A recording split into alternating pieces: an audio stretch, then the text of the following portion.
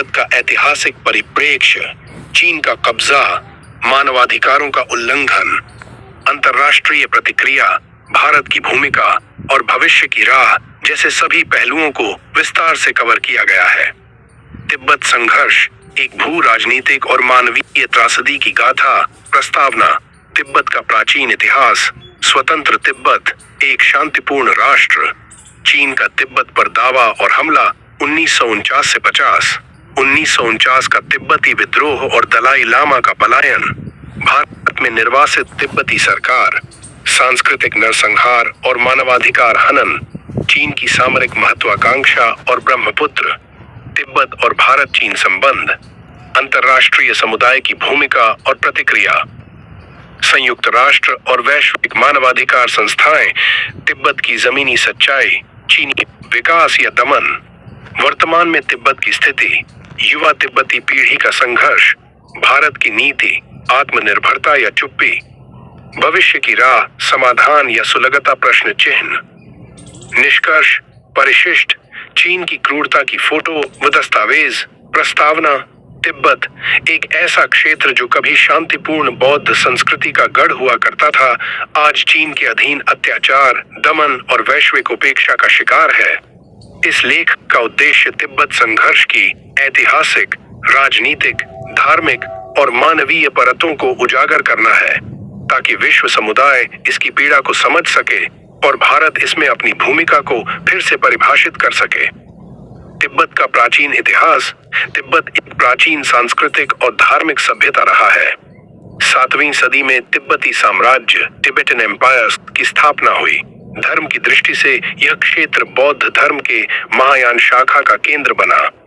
दलाई लामा तिब्बती लोगों के धार्मिक और राजनीतिक दोनों नेता रहे हैं। तिब्बत चीन से भौगोलिक, सांस्कृतिक और भाषाई दृष्टि से हमेशा अलग रहा है।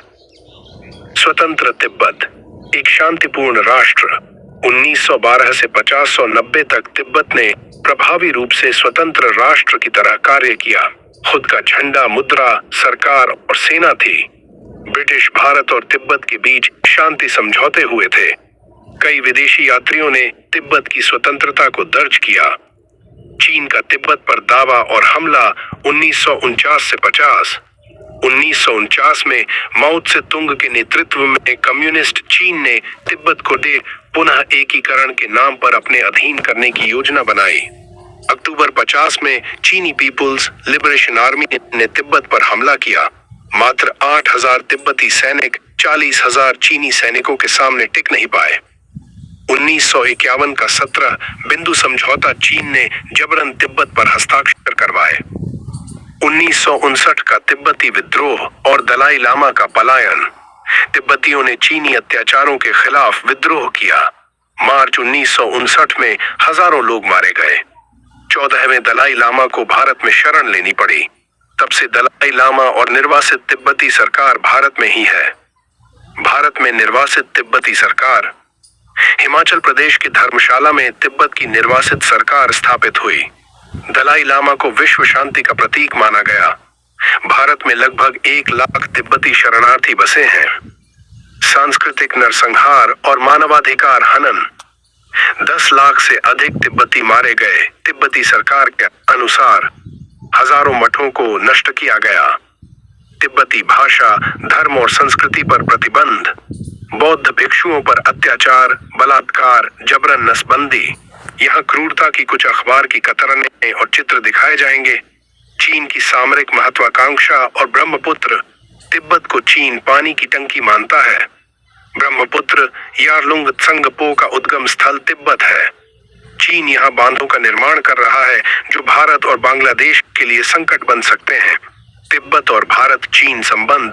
भारत ने 1954 में पंचशील समझौता किया, जिससे तिब्बत पर रेल स्कूलों का निर्माण कर रहा है। और प्रतिक्रिया: अमेरिका, यूरोप ने चीन की निंदा की, लेकिन कभी ठोस कदम नहीं उठाए।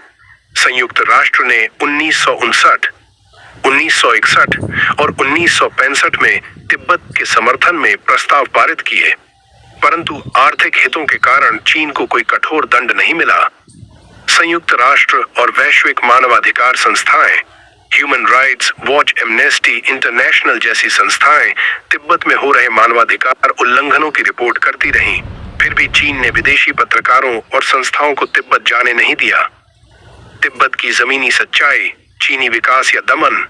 चीन तिब्बत में सड़कों, रेल, स्कूलों का निर्माण कर रहा है, परंतु यह विकास तिब्बतियों के लिए नहीं, चीनी बसाहट और सेना के लिए है। हजारों हान चीनी को तिब्बत में बसाया गया है। वर्तमान में तिब्बत की स्थिति, धार्मिक स्वतंत्रता सीमित है। बौद्ध भिक्षु आत्मदाह, सेल्फ इमोलेशन कर रहे हैं। इंटरनेट, मीडिया और शिक्षा पर सेंसरशिप। युवा तिब्बती पीढ़ी का संघर्ष।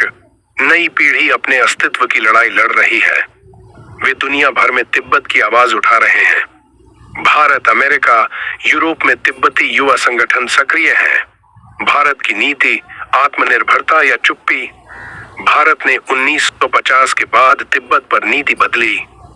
आज भारत तिब्बत मुद्दे पर खुलकर कुछ नहीं कहता, परंतु चीन के साथ सीमा विवाद में तिब्बत एक बड़ी भूमिका निभा सकता है।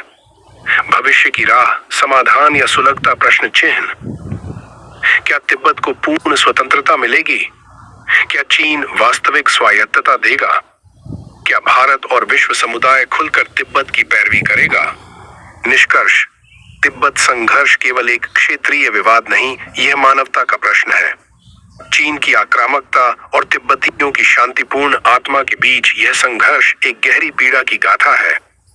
भारत, विश्व समुदाय और हर संवेदनशील व्यक्ति को इस मुद्दे पर फिर से विचार करना होगा। परिशिष्ट, चीन की क्रूरता की फोटो व दस्तावेज।